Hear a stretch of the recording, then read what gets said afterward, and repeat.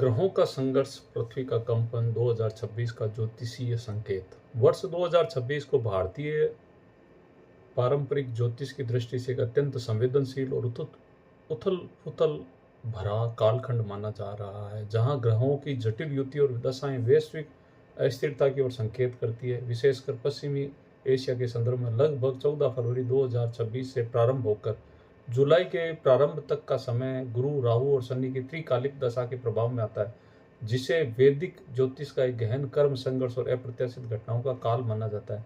मंगल, जो युद्ध और आक्रामक ऊर्जा का प्रतीक है, जब राहु के साथ अशुभ संबंध बनाता है तो यह अचानक आक्रमण, भ्रमपूर्ण रणनीति और अप्रत्यक्ष युद्ध जैसे संकेत देता है, जिसका प्रभाव फरवरी के अंतिम सप्ताह से तीव्र होता हुआ देखा जा सकता है। मार्च के मध्य, विशेषकर 13 से 19 के बीच ग्रह स्थिति अत्यंत संवेदनशील मानी गई है, जहां नेतृत्व, सत्ता परिवर्तन, सत्ता संरचना, रणनीतिक केंद्रों पर दबाव बढ़ने की संभावना बनती है। इसके पश्चात जब मंगल मीन राशि में प्रवेश करता है तो जल तत्व सक्रिय हो जाता है, जो समुद्री मार्गों, तेल आपूर्ति और नौसैनिक गतिविधियों के तनाव और व्यवधान का संकेत देता है। अप्रैल के मध्य, विशेषकर 18 से 23 के बीच, मंगल और शनि की युति एक कठोर और संघर्षपूर्ण ऊर्जा उत्पन्न करती है, जिसे ज्योतिषीय दृष्टि से टकराव का चरम बिंदु माना जाता है, जहां धैर्य और आक्रामकता का सीधा टकराव होता है।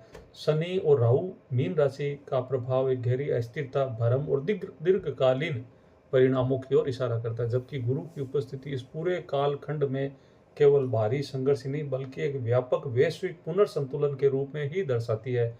यह क्रम जुलाई के प्रारंभ तक चलता है, जहां इस अशांत ऊर्जा का एक प्रकार का समन संभव माना जाता है, लेकिन वर्ष के अंत में पुनः मंगल और अरुण के तनावपूर्ण संबंध इस नए प्रकार के अस्थिरता का संकेत दे सकते हैं। इस प्रकार ज्योतिषीय दृष्टिकोण यह बताता है कि यह समय केवल घटनाओं का नहीं बल्कि गहरे परिवर्तन का काल है, जहां आकाशीय संकेत हमें सजग रहने, संतुलन बनाए रखने और निर्णयों में दूरदर्शिता अपनाने की प्रेरणा देते हैं।